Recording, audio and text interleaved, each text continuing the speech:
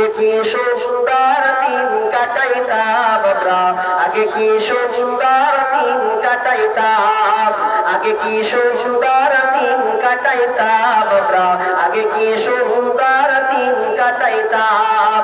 এলাকার ছেলে মেয়ে সকালবেলা নাস্তা খেয়ে, এলাকার ছেলে মেয়ে সকালবেলা নাস্তা খেয়ে আমরা পাড়া কায়দা নিয়ে মক্তবে যাইতাম রে বন্ধু, কারো আবার বুকে থাকতো আর কোরআন। আগে কি সুন্দর দিন কাটাইতাম আমরা, আগে কি সুন্দর দিন কাটাইতাম। ফজরের সময় হলে মসজিদে যাইতাম চলে, মুরব্বিরা ডাকতো মোদের নামাজের সময় হলে। ফজরের সময় হলে মসজিদে যাইতাম চলে, মুরব্বিরা ডাকতো মোদের। ফজরের সময় হলে ওয়াও কি ইয়াসিন পড়তাম প্রতিদিন, ওয়াও কি ইয়াসিন পড়তাম প্রতিদিন। অভাবের মাঝে কত শান্তি যে পাইতাম। আগে কি সুন্দর দিন কাটাইতাম আমরা, আগে কি সুন্দর দিন কাটাইতাম, আগে কি সুন্দর দিন কাটাইতাম আমরা, আগে কি সুন্দর দিন কাটাইতাম। টিভি এত ছিল না ভাই, প্রেম প্রীতি বুঝতাম না তাই, মোবাইলে ছলনা করা ছিল না কোনো উপায়। টিভি এত ছিল না ভাই, প্রেম প্রীতি বুঝতাম না তাই, মোবাইলে ছলনা করার ছিল না কোনো উপায়। বড়দের কদর ছিল, ছোটদের স্নেহ ছিল, বড়দের কদর ছিল, ছোটদের স্নেহ ছিল। এখন দেখি সব কিছু হয়েছে পাইমার। আগে কি সুন্দর দিন কাটাইতাম আমরা, আগে কি সুন্দর দিন কাটাইতাম, আগে কি সুন্দর দিন কাটাইতাম আমরা, আগে কি সুন্দর দিন কাটাইতাম। মুসলমান মোদের নাই কান্ড,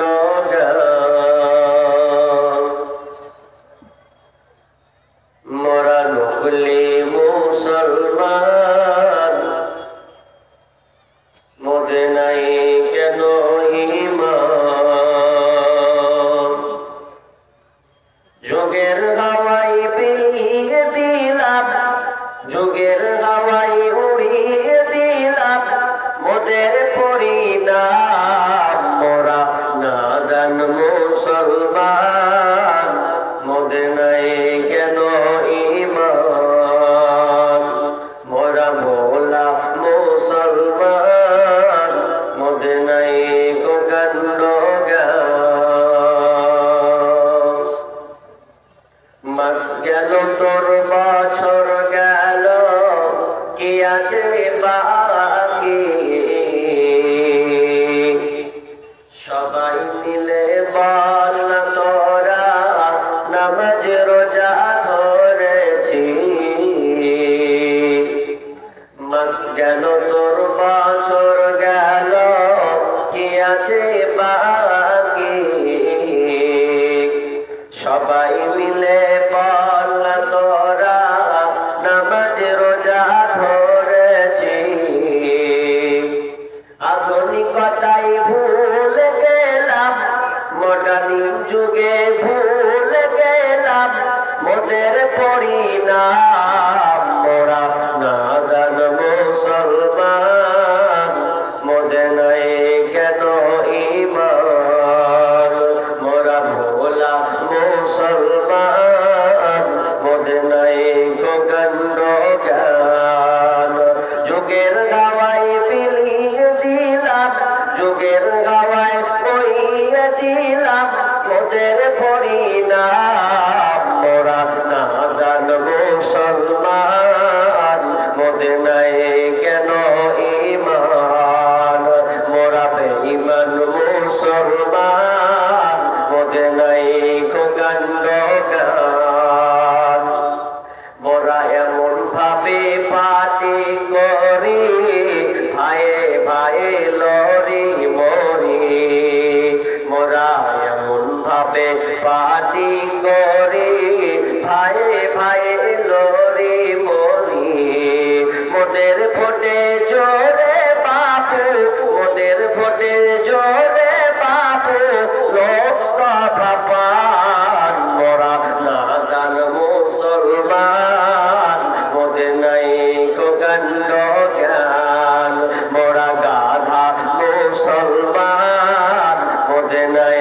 কেন ঈমান পাটির যখন মিছিল হয় আল্লাহ বলে রয় না ভয় পাটির যখন মিছিল হয় আল্লাহ বলে রয় না ভয় চাকরি পাবার লোভে পড়ে চাকরি পাবার লোভে পড়ে বলি বন্দে মাতারাম মোরা মুশরিক মুসলমান মোদের নাই কেন ঈমান মোরা নাদান মুসলমান মোদের নাই কেন জ্ঞান যুগের হাওয়ায় বিলিয়ে দিলাম যুগের হাওয়ায় উড়িয়ে দিলাম মোদের পরিণাম মোরা নাদান মুসলমান মোদের নাই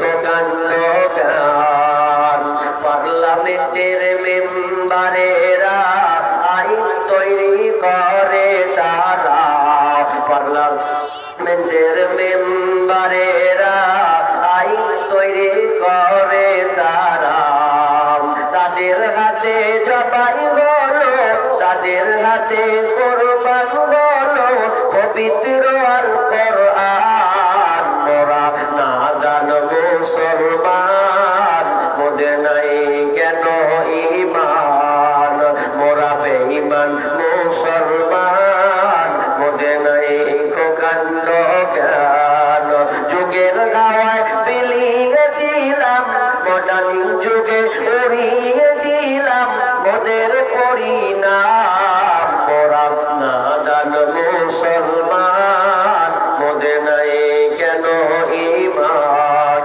মোরা বোকা মুসলমান মোদের নাই কাণ্ড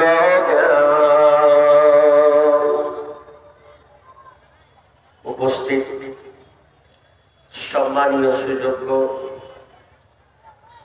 আজকের এই জলসা স্বনামধন্য যোগ্যতম সভাপতি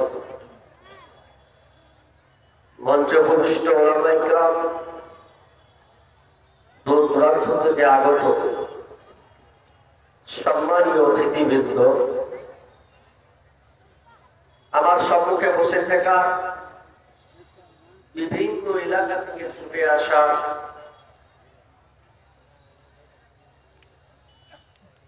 ছোট বড় দিনদার ইমানদার মুমিন ভাই সকল ও পর্দার অন্তরালে প্রজেক্টের মাধ্যমে যেখানে বলি সম্মানিত মা ও বোনেরা প্রথমে সেই মহান মুনিবের দরবারে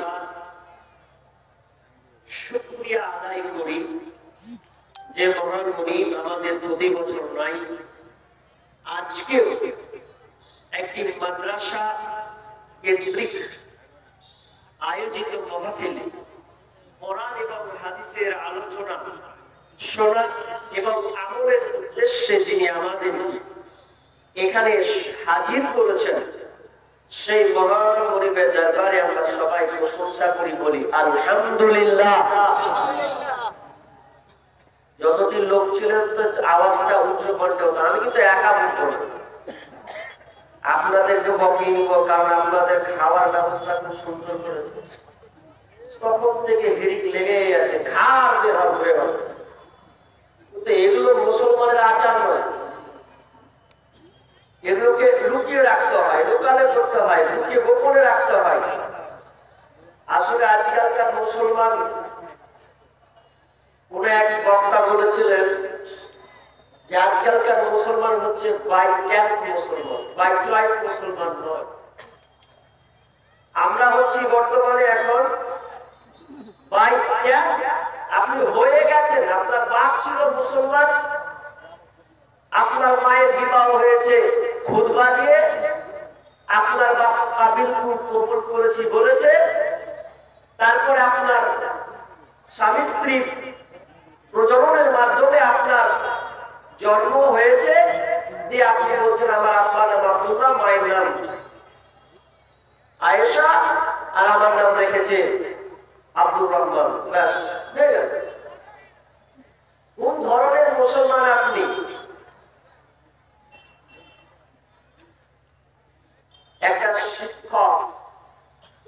শিক্ষকের বৈশিষ্ট্যই ছিল যে আমার কাছে যারা ক্লাস করতে আসবে, নিউ স্টুডেন্ট যারা, নতুন ছাত্র যারা, তাদের মেধাকে চেক করার জন্য, তারা কেমন, তাদের ব্রেন শক্তি, ওরা বুঝার ক্ষমতা কতটুকু রাখে, এটাকে যাচাই করার জন্য, নির্ণয় করার জন্য তিনি একটা কাজ করে রাখতেন।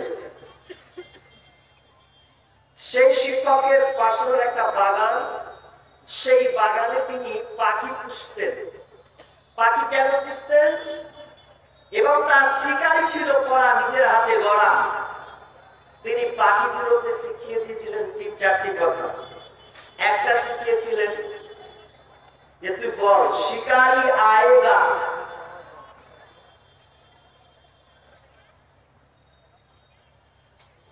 তারপরে দানা বিছায়েগা, दाना डलेगा, जाल बिछाएगा, फंसना नहीं।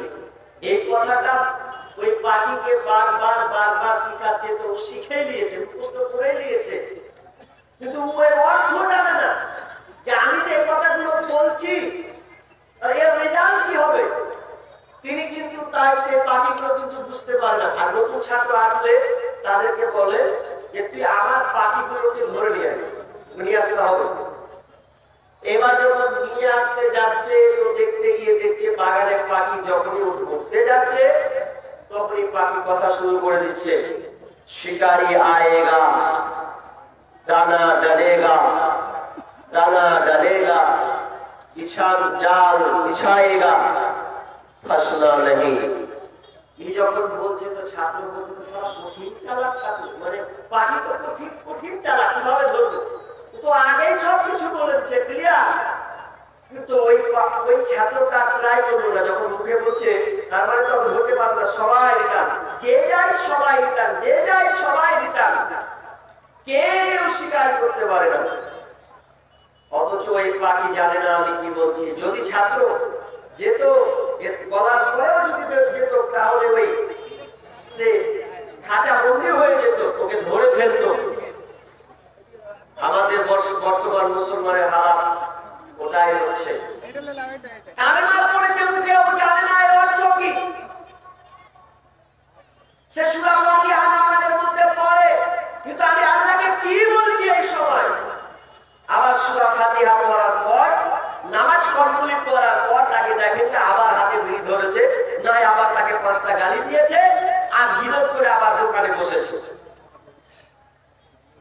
এই মুসলমান লাভ খাবে না, তার কি খাবে? যত রাজনীতি বক্তা নিয়ে আছে বকার না কেন, কোনো লাভ হবে না। নিজেকে আগে সংশোধন হয়, ঠিক হয়। আমার আলোচ্য বিষয় আমি বলতে চাচ্ছি আমানত। মসজিদে আপনি দাড়িওয়ালা মুসল্লি পাবেন, অভাব নাই তো। টুপিওয়ালা মুসল্লি পাবেন, অভাব নাই। জুব্বা পরবে, আল্লাহ খান্না পরবে, অভাব নাই। কিন্তু আপনি আমাকে দেখান আমানত আর মুসলমান কয়টা আছে। প্রকৃত আমানত রাখবে এরকম মুসল্লি আপনি বের করুন। এটা তো খুব অভাব। এখন বলছেন সমাজে শান্তি পাই না। আপনি শান্তি কিভাবে পাবেন? আপনি যে লোকটাকে আপনি টাকা দিবেন, তার আগে তো আপনি অধৈর্য হয়ে যাচ্ছেন যে টাকাটা দিব তো 1 মাস পরে পাবো কিনা। তাহলে আপনিও ক্লিয়ার নন। যে লোকটা 5 ওয়াক্ত নামাজ পড়ে, সালাত আদায় করে, এরপর আপনি মনে মনে বলছেন যে লোকটাকে আমি 5000 টাকা দেব, আমার যখন প্রয়োজন হবে তখন আমি চাইবো, তো পাবো কিনা এ নিয়ে আপনি সন্দেহে আছেন। কোথায় আপনি শান্তি পাবেন? আমাদের উত্তর কোথায়? আমাদের শব্দের অর্থ কি? সংরক্ষণ করা, আগলে রাখা। আপনাকে কেউ কিছু দিল, ওটা আপনার উপরে আমানত হয়ে গেছে। শুধু দিল এটা আমানত নয়, আমানতের অর্থ অনেক আছে। আপনাকে একটা একটা করে বলবো, আপনি বুঝার চেষ্টা করুন। যে ডিউটি করে, যে কোনো ডিউটি, তার উপরে ওটা হচ্ছে আমানত। যাকে যেটা দায়িত্ব দেওয়া হয়েছে ওটা হচ্ছে আমানত। যাকে যেটা জিম্মেদার দেওয়া হয়েছে ওটা তার উপরে আমানত। প্রত্যেকটা বিষয়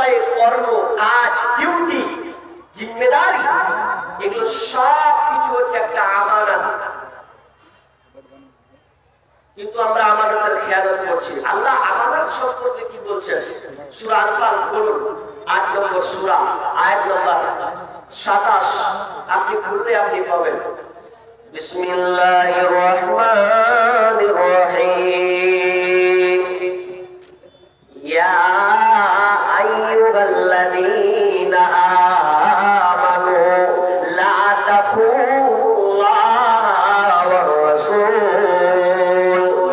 হে ঈমানদারেরা, যারা তোমরা ঈমানদার বলে দাবি করছো, তাদের সম্বন্ধে আল্লাহ সুবহানাহু ওয়া তাআলা বলছেন, লা তাখুনুল্লাহ ওয়ার রাসূল, তোমরা আল্লাহ এবং তার রাসূলের খেয়ানতি করবে না, আল্লাহ এবং তার রাসূলের খেয়ানতি করবে না। অর্থাৎ আল্লাহ কোরআন এবং হাদিসে যে বিধিবিধানগুলো দিয়েছে, যেগুলো আমাদেরকে মানতে বলা হয়েছে, যেগুলো আমাদের ছাড়তে বলা হয়েছে, সবটুকুকে সুন্দর করে মেনে নেওয়া।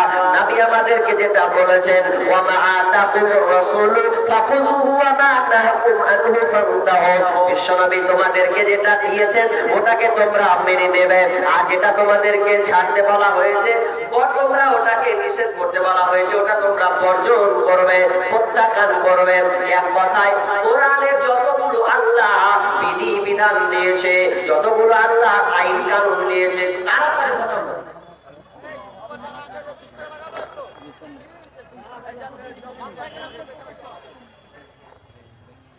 যতগুলো কোরআন এবং হাদিসের নির্দেশ আপনার কিনা নিষেধ, আদেশ নিষেধ যেগুলো আছে, ওগুলোকে আপনাকে মানতে হবে। যদি আপনি না মানেন, তো আল্লাহ প্রথমে একটা হেডলাইন দিয়ে আপনাকে বলে এক শর্টকাটে আপনাকে বুঝে দিচ্ছেন, তোমরা আল্লাহ এবং রাসূলের খেয়ানতি করবে না। এবার বলেন, আপনার একটা পরিবার আছে, আছে তো? পরিবার আছে, ছেলে আছে, স্ত্রী আছে, মেয়ে আছে, সংসার করছেন। আপনি যে সংসারটাকে গুছিয়ে রেখেছেন, চালাচ্ছেন, সামাজিক হোক, পারিবারিক হোক, যে ক্ষেত্রে হোক চালাচ্ছেন। এবার একটু বুকে হাত দিয়ে বলেন যে আপনার পরিবারটা কোরআন অনুযায়ী চলে? কথা বলেন না কেন? চুপচাপ কেন? নীরব কেন? কোরআন অনুযায়ী চলে? চলে না তো? তাহলে আপনি খেয়াল করছেন না? করছেন না? অথচ আল্লাহ বলছেন, তোমরা আল্লাহ এবং রাসূলের খেয়ানতি করবে না। কিন্তু আমরা প্রত্যেকদিন অহরহ ডেলি প্রতিদিন আমরা আল্লাহ এবং রাসূলের খেয়ানত করতে আছি। এরপরে আমার আল্লাহ বলছেন, ওয়াতাখুনু আমানাতিকুম, এবং তোমাদের নিজেদের মধ্যে যে আমানতগুলো আছে, ওগুলো তোমরা আমানতের খেয়ানত করবে না, ওই আমানতে তোমরা রক্ষা করবে। ওয়া আনতুম তা'লামুন, অথচ তোমরা এ বিষয়ে জানো, তোমরা জানো এটা এই, এটা সে, এটা এভাবে আমাকে রাখতে হবে। এই জন্য আল্লাহ তাআলা বলছেন, খবরদার তোমরা নিজেদের মধ্যে আমানতের খেয়ানতি করবে না। যদি কোরআন হাদিস না মানি জীবনে, কি হবে গো মরার পরে? যদি কোরআন হাদিস না মানি জীবনে, কি হবে গো মৃত্যুর পরে? কবরের মাঝে কি দিব জবাব?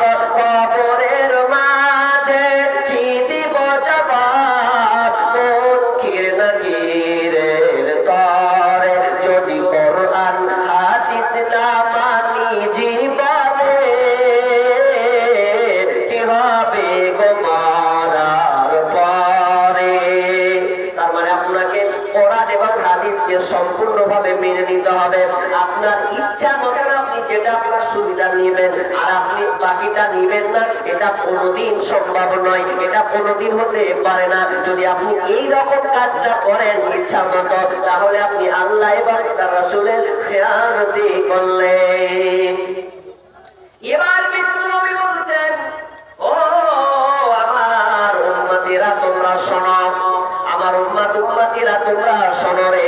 যদি তোমরা বলো আল্লাহ এবং তার রাসূলকে ভালোবাসি, যদি তোমরা বলো আমি আল্লাহকে ভালোবাসি, নবীকে ভালোবাসি, তাহলে বিশ্বনবী বলছেন তাহলে তোমাদের জন্য তোমরা তিনটা কাজ করবে, তোমরা তিনটা কাজের দায়িত্ববান হবে। কি কি সে? নাম্বার 1, এক নাম্বার বিশ্বনবী বলছেন যখন তুমি কোনো কথা বলবে তো সদা সর্বদা সত্য কথা বলবে। যখন তুমি কোনো কথা বলবে সদা সর্বদা সত্য কথা বলবে। নাম্বার 2, এরপরে সত্য কথা বলবে তো বলবে, কেউ যদি তোমাকে আমানত রাখতে দেয় খবরদার আমানতের খেয়ানত করবে না, আমানত তুমি রক্ষা করবে। নাম্বার 3 বিশ্বনবী বললেন এবং তোমরা প্রতিবেশীর সঙ্গে ভালো ব্যবহার করবে। আগে থেকে পরে বলবো, শেষেরটা বলবো, কিন্তু আরো হাদিস আছে। 3 নাম্বার, প্রতিবেশীর সঙ্গে ভালো ব্যবহার। এখন বলবেন বলো না এটা থেকে না, প্রতিবেশী রাস্তা দিয়ে ঢুকছি, এদিকে গালি এদিকে গালি, ওকে বলছি এটা কোন আপনি জানেন না, পাশেই বলি অথচ বলতে জানি না, ঘুরে যাও অন্যদিকে, নাম দিয়েছি তোর মাথা খারাপ। তার মানে সঙ্গে সম্পর্ক ভালো নেই, এই জন্য নাম দিলেও ঝুলে উঠল, বললই না। এটা অন্তত বলে যে ভাই পাশে ভাই একটু বলে না, এদিকে ঘুরে ওটা দিয়ে চলে যাবে। লাস্টে আপনি যে প্রতিবেশীর সঙ্গে ভালো ব্যবহার আছে আপনাদের। অথচ বিশ্বনবী বলছেন লা ইয়াদখুলুল জান্নাহ, ওরা জান্নাতে যাবে না মান লা ইয়ামানু যারুল বাওয়াইকা, যার আপনার কিনা যার হাতটা একটা প্রতিবেশী নিরাপদ নাই, যার অন্যায় একটা প্রতিবেশী নিরাপদ নাই, শুধু অশান্তি অশান্তি অশান্তি। বিশ্বনবী বলছেন ওরা জান্নাতে যাবে না।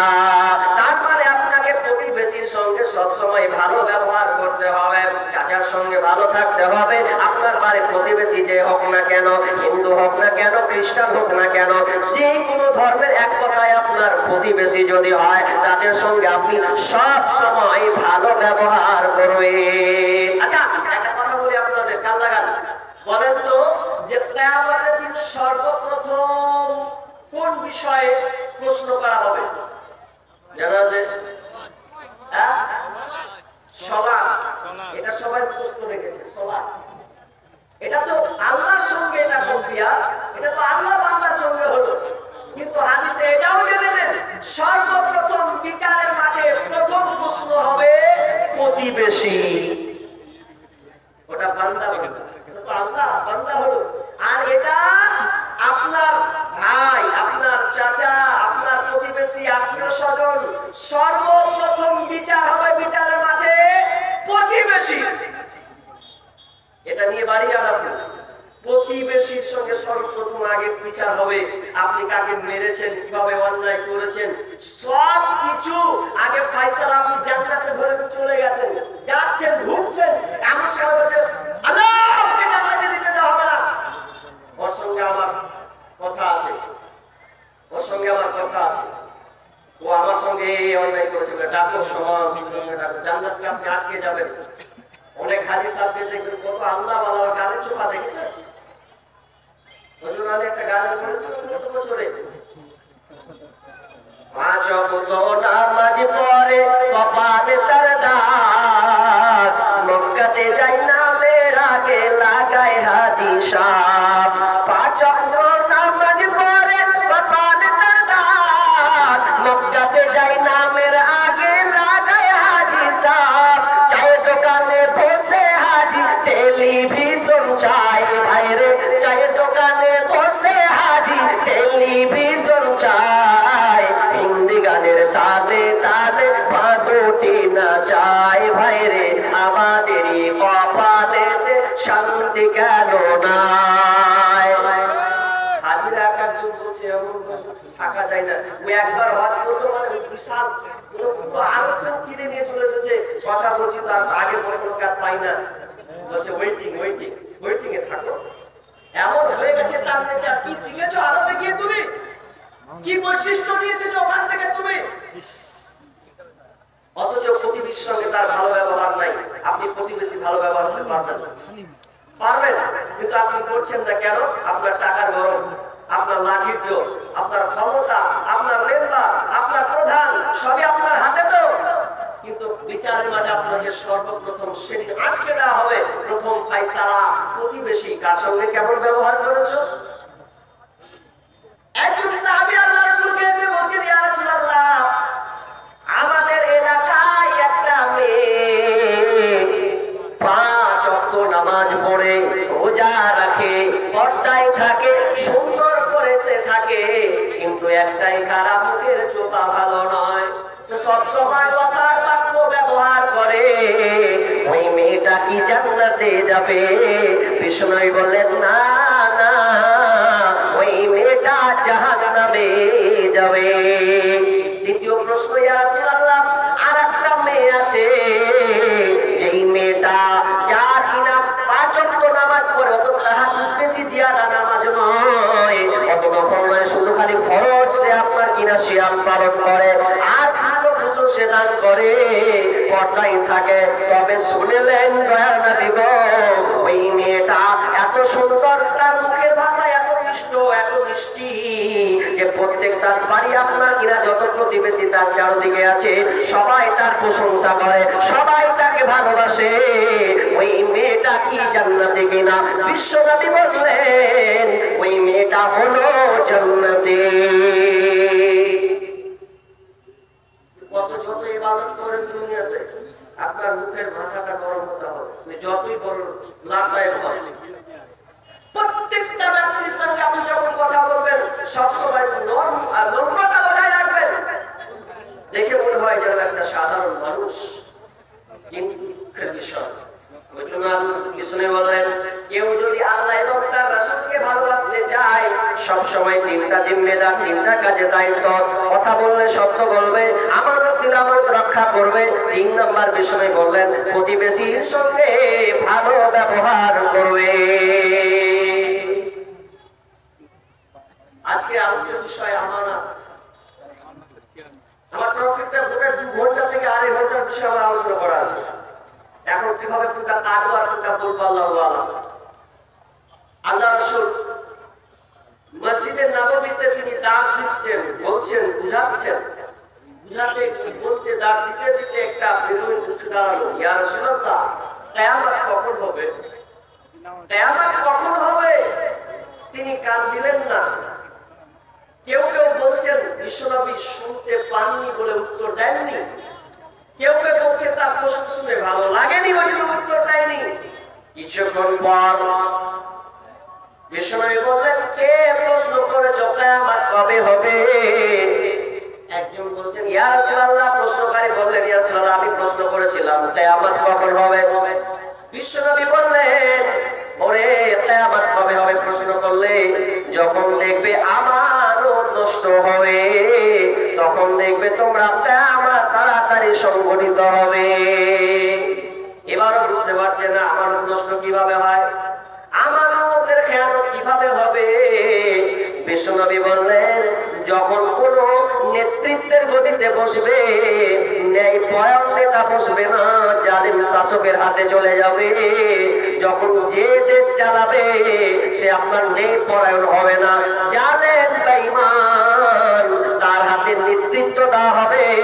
তখন তোমরা জেনে নাও কিয়ামত সন্নিকটে। এবার একটু বিবেচনা করেন তো, নেতৃত্ব কারা আছে? হ্যাঁ, এবার তো সঠিক জায়গায় এসেছি। নেতৃত্বের গতি থেকে আছে আপনাদের মেম্বারকে নামাজওয়ালা, ওরে সুবহানাল্লাহ, ওর চরিত্র বলছে আবার রাত্রে এক বছর না কাঁদতে গেলে ওর ঘুম হয় না, ওকে আপনি মেম্বার করেছেন। আবার কে প্রধান, এত ঘুষখোর, সুদখোর, ওকে আপনি প্রধান করেছেন। তা আপনি কিভাবে আপনার সমাজকে আপনি পাবেন সঠিকভাবে? একটা কথা বলি আপনাকে, মিডিলে হাদিস, তিরমিজি হাদিসে আপনাকে প্রয়োগ করছি। কি বলছি? যারা নেতৃত্ব নিয়েছেন, যারা মনে করছেন যে আমি নেতৃত্বে খুব পাওয়ারফুল হয়ে গেছে, তারা ভালো করে খেয়াল লাগান। বিষ্ণু বলছেন, এটা নেতৃত্ব নয়, এটা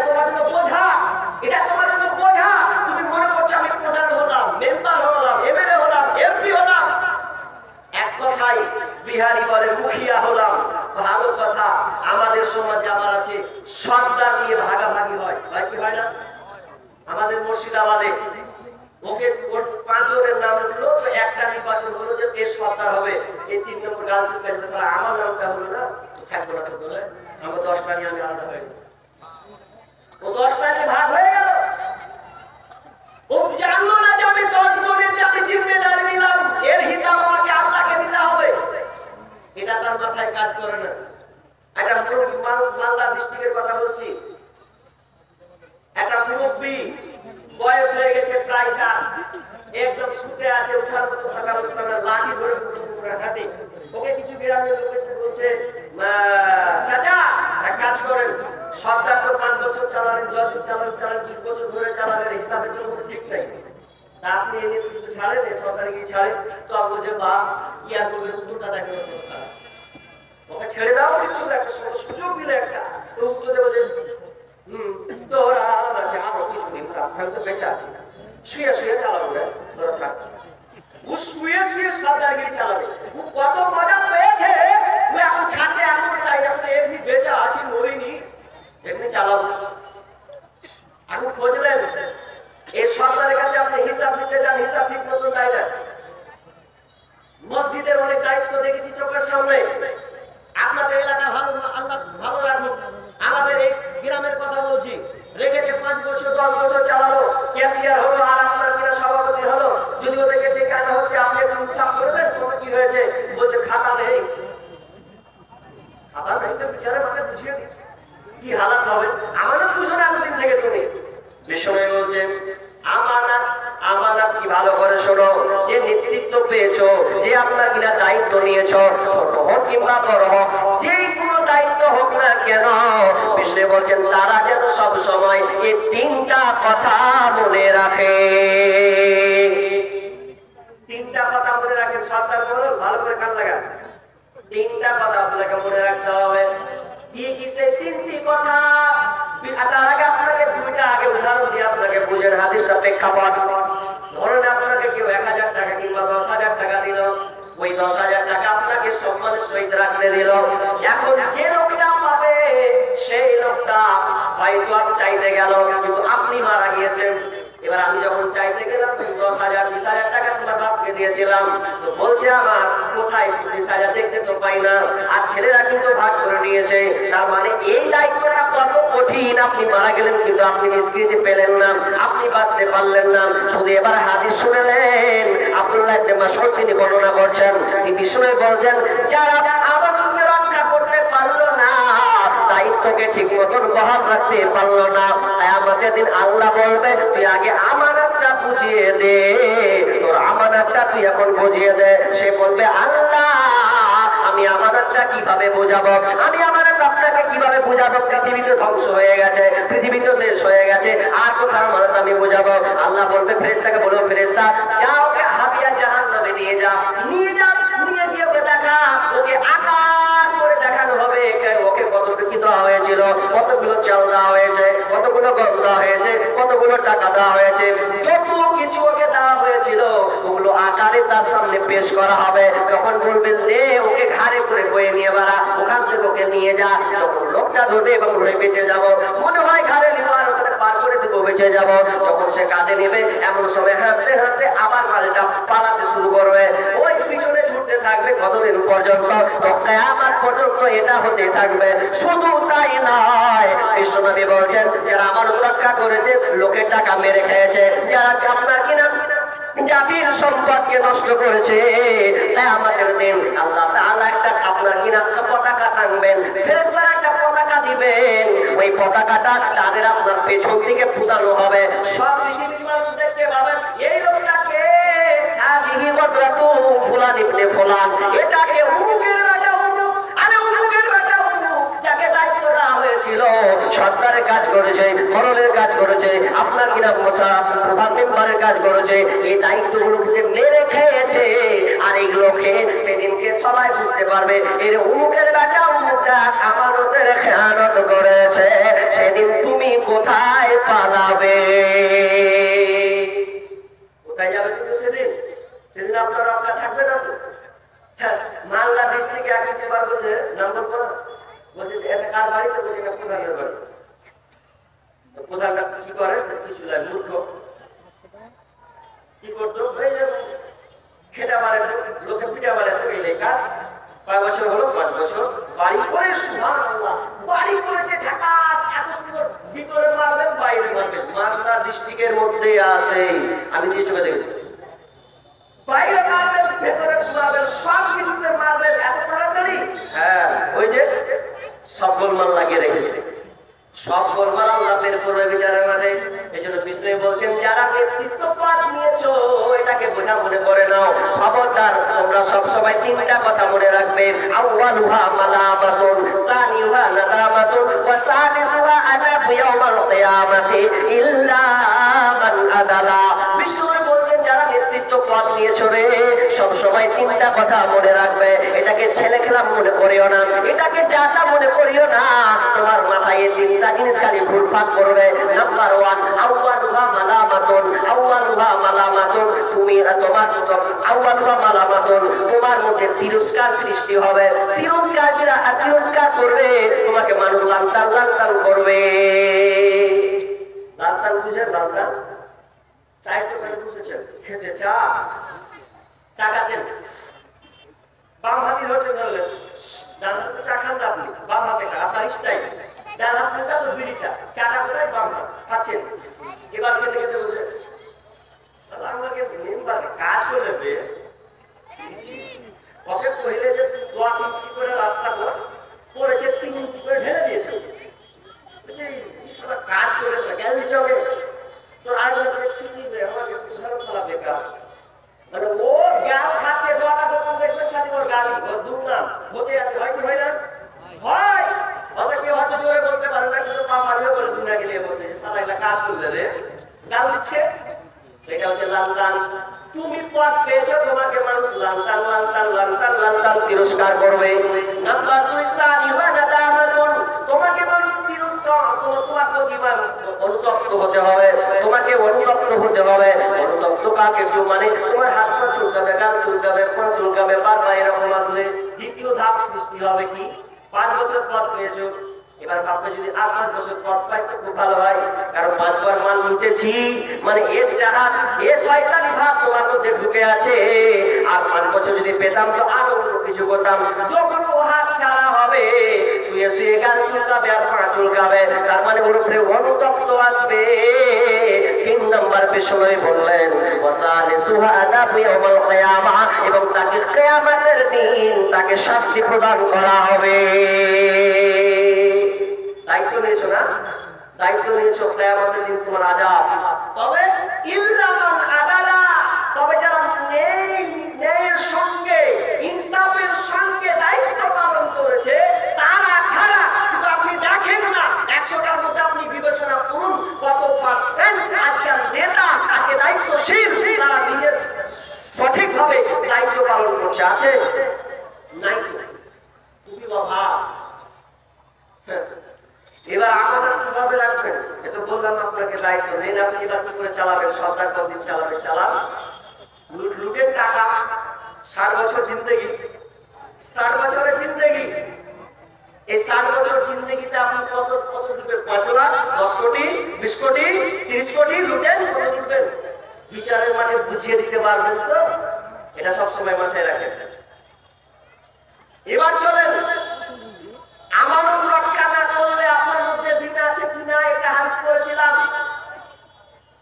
বিষ্ণু বলেছেন লা ঈমানা লিমান লা আমানাতা লাহু যার মধ্যে আমানতদারিতা নেই তার ঈমান নেই যে আমানত রক্ষা করলো না তার ঈমান নেই কিন্তু আমাদের সমাজে দেখা যায় আমরা আমানত রক্ষা করতে পারি না তবে একটা আপনাকে সুন্দর টাইট করে একটা কথা বলে আমানত কত কঠিন জিনিস আপনাকে যে কেউ যদি 500 টাকা দেয় না ফতোয়া না আপনাকে বুঝাচ্ছে কেউ যদি আপনাকে 1000 টাকা দেয় কর্পোরেট নিউ মডেলের টাকা তাহলে ওই টাকাটাকে আপনি ওইভাবে রাখবেন এটা হচ্ছে আমানত ওইভাবে আপনি গুছিয়ে রাখবেন এটা হচ্ছে আমানত তবে যদি এটা এক্সচেঞ্জ করা যায় তো চাই আমি ওই দিকে যাচ্ছি না আপনাকে আমি আমানতের গুরুত্বটা বুঝাতে চাচ্ছি। আপনাকে কেউ 5,000 টাকা দিল, একদম ব্যাংক অ্যাকাউন্ট থেকে নতুন করে টাকা আপনাকে দিল, আপনার মনে ভাবছে যে আমি টাকাটা একটু এক্সচেঞ্জ করবো, 5,000 তো অন্য 5,000 দিব। কিন্তু বন্ধুরে, আমানত কত দায়িত্ব জিনিস, আমানত কত বোঝা। আপনাকে যেভাবে দেওয়া হয়েছে ওইভাবে আপনি রেখে দেন, যখন আপনার কাছে চাইতে আসবে ওইভাবে আপনি তাকে দিয়ে দেন। বিশ্বনবী কত আমানতদার ছিলেন গো, কত আমানতদার। আপনি নবীর জীবনী পড়েননি? আপনি বুখারী হাদিসটা খুলবেন। বিশ্বনবী মক্কা থেকে মদিনা হিজরত করছেন কেন? বেশি সম্পদ পাবে বলে, ওখানে বেশি সুখ আছে বলে।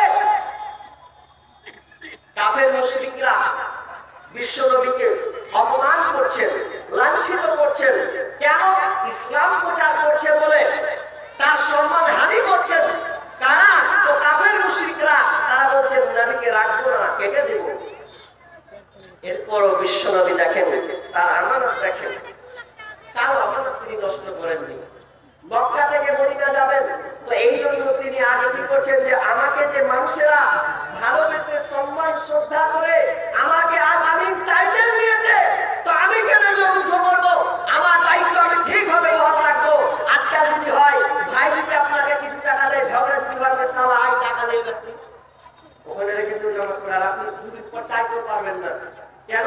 ওই যে ঝগড়া হয়েছে, কথা কাটাকাটি হয়েছে। অথচ বিশ্বনবী তিনি কত আমানতদার ছিলেন, তার কত বিশ্বস্ততা ছিল তার মধ্যে, যে তিনি যারাই দিয়েছে টাকা, সম্পদ, বই, আপনার অর্থ, যত কিছু বিশ্বনবীর হাতে জমা দিল, সবাই দিতেন। কেন? বিশ্বনবী হচ্ছেন আল আমিন, সত্যবাদী। সত্যবাদী কেমন? আমার টাইম কতক্ষণ ছিল বলছিলেন? আমি ঘড়ি দেখছি না, 11টা নাকি? 11টা সময় আছে, এখানে টাইম আছে। তো একটু ইঙ্গিত করবেন আমাকে দানের বিষয়, ঠিক আছে? ইঙ্গিত করবেন। তো বিশ্বনবী মক্কা থেকে মদিনা হিজরত করছেন, তো প্রথম কাকে ডাকছেন জানা আছে? আবু বকরকে না আলীকে? কাকে সর্বপ্রথম দেখেছিলেন আপনারা বলেন তো? কথা বলেন। জানা আছে যখন বিশ্বনবী মক্কা থেকে মদিনা হিজরত করেন সর্বপ্রথম কাকে ডেকেছিলেন? আবু বকরকে। হ্যাঁ, আবু বকর। ভুল না, ভুল তো। আবু বকরকে প্রথম ডেকেছিলেন। সর্বপ্রথম তিনি তাকে ডেকেছিলেন, তিনি হচ্ছেন হযরত আলী রাদিয়াল্লাহু তাআলা। আলীকে ডেকেছিলেন, আলী আমি মক্কা থেকে মদিনা যাচ্ছি, আমাকে মানুষ ভালোবেসে যে আমানতগুলো দিয়েছিল, রেখেছিল, ওগুলো আমি তোমার উপরে অর্পণ করছি, তোমার উপরে দায়িত্ব চাপিয়ে দিচ্ছি। এগুলো সকাল হবে তো তুমি এগুলো যার যার আমানত, যার যার মাল, এগুলো তুমি দিয়ে দেবে। সর্বপ্রথম আলীকে ডাকলেন। দয়ার নবী মুস্তাফার জন্মভূমি ছাড়িয়া আলীকে শুইয়ে দিলেন নিজের বিছানায়। দয়ার নবী মুস্তাফার জন্মভূমি ছাড়িয়া আলীকে শুইয়ে দিলেন নিজের বিছানায়। কাফেররা সব দলে দলে নবীজিকে মারবো বলে, কাফেররা সব দলে দলে নবীজিকে মারবো বলে, সারা রাত্রি চারিদিকে ছিল পাহারা। আলীকে শুইয়ে দিলেন নিজের বিছানায়। দয়ার নবী মুস্তাফা জন্মভূমি ছাড়িয়া আলীকে শুইয়ে দিলেন নিজের বিছানায়। তাই নবীজি গভীর রাতে আবু বকরকে নিয়ে সাথে, তাই নবীজি গভীর রাতে আবু বকরকে নিয়ে সাথে, ইসমে আজম পড়ে নাবি সামনের দিকে যায়। আলীকে শুইয়ে দিলেন নিজের বিছানায়।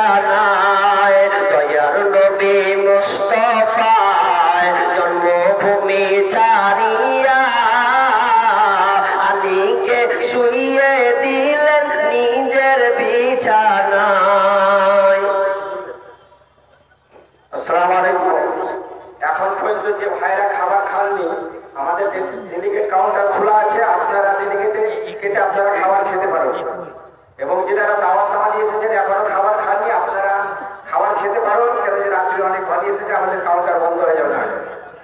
যে ভাইরা এখনো খাবার খাননি কাউন্টারে গিয়ে আপনারা খাবার খেতে পারেন। আসসালামু আলাইকুম। যারা খাবার খেয়ে আসে খাবার কথা বলতে হয় না, ঠিক লাইনে ঢুকে যাবে। যার পেটে চর্চা করেও থাকবে না, খাবে যদি দিয়ে হবে। আপনি বলেন না বলেন যাবে। তো কি বলছিলাম, আমানত কত গুরুত্বপূর্ণ। যারা নবীকে মানছে, নবীকে সেজদা অবস্থায় উঠে ধুলি চাপাচ্ছেন, রাস্তাতে মাথায় চাদর দিয়ে মুড়ে ভেঙে তাকে আছড়াচ্ছেন জমিনে, এরপর বিষ্ণু বলছেন আমি তাদের সঙ্গে খারাপ আচরণ করতে পারি না, ওরা আমাকে ভালোবাসে, ওরা আমার উপরে বিশ্বস্ততা রেখেছিল, ওরা আমার উপরে বিশ্বাস রেখেছে, আমি তাদের সঙ্গে বিশ্বাসঘাতকতা করতে পারি না। অতএব যারা আমাকে আমানত দিয়েছে সেটা আমি রাখবো। এটা যে কিছু বলুক আর না বলুক, আমার দ্বিধাদ্বন্দ্ব সেখানে নেই, আমি এগুলো বুঝিয়ে চলে যাব। এবার আলীকে দিচ্ছেন, আলীকে যখন দায়িত্ব দিচ্ছে তো আলী আচ্ছা বলে আপনাকে একটা কথা বলি, এত করে একটা ঝামেলা হলো, বললেন আমাকে 4-5 গ্রামের লোক কাটার লেগে রেডি আছে, খালি কানবে, পেলে কানবে, দিন রাত চারদিকে ঘুরে বেড়াচ্ছে, কখন পাইলে কখন পাবো ওকে। এখন আমি নির্দোষ তাদের কাছে, এখন কেউ পাবে আমাকে। এবার আমি একজনকে বলছি ভাইরা এক কাজ করলো, আমি পালিয়েছি বিহার বাড়তে থাক, আমার বাড়তে তুই থাক না, এতটা তো আমার মেরে দিব, তুই থাক। আচ্ছা বলেন তো যে লোক তাকে কাঁদবে ওর বাড়তে যদি আমার বাড়তে যদি কাউকে রাখি থাকবে? আরে কথা বলে না ভাই, থাকবে থাকবে না, ওরা আপনার মনে থাকবে, বুঝছেন নাকি? থাকবে না, কেউ থাকবে না রে ভাই। অথচ সেই সময় একদম খেজুরের বাড়ি, আপনার কিনা খুঁটি, খেজুরের গাছের খুঁটি দিয়ে পালানো, 1 লাখ মাঝে ভেসে যাবে, বুঝবে না, খুঁটিয়ে উড়ে যাবে।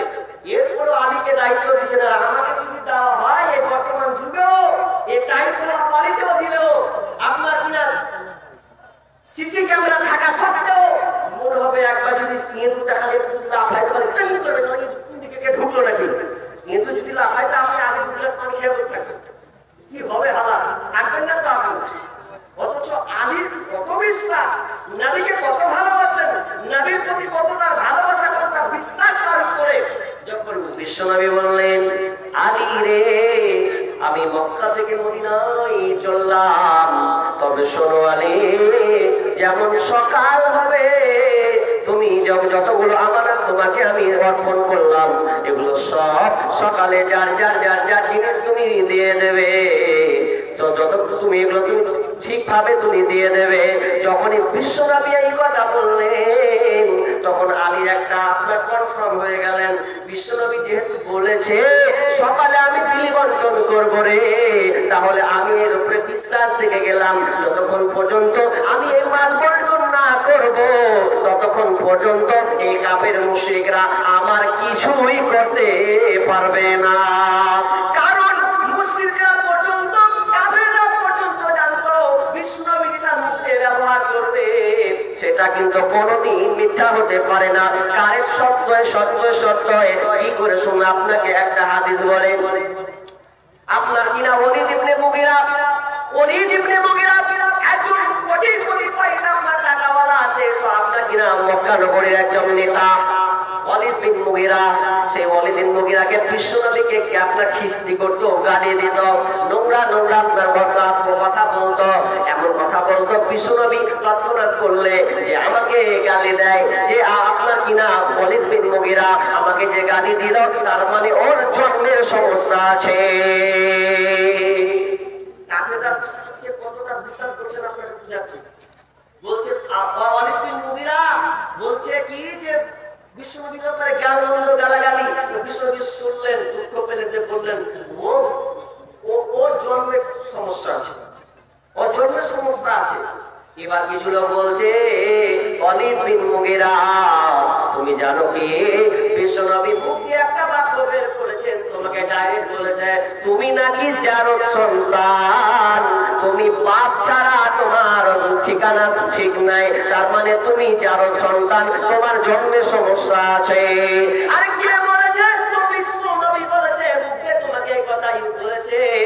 ওলীদ বিন মুগীরার মাথা খারাপ। আহারে বিশ্বনবী বললেন যে আমার সমস্যা আছে। তো বিশ্বনবী তো এই কথা হেলো জানো না, তিনি তো সঠিক রাইট কথা বলেন। তাহলে সত্যি কি আমি জানো সন্তান, এই জন্য তার মনটা খারাপ, এই জন্য আর মুখে হাসি নাই, দুদিন দিন থেকে বাড়ি থেকে বের হতে পারছে না, কারণ প্রচার হয়ে গেছে ওদের নবীরা হচ্ছে জানো সন্তান, এমন ভাবে প্রচার প্রসার হলো, এমন সময় মন খারাপ। তো এবার ওদের নবীরা বলছেন কে বলতে পারবে? তো আমার মাই জানে।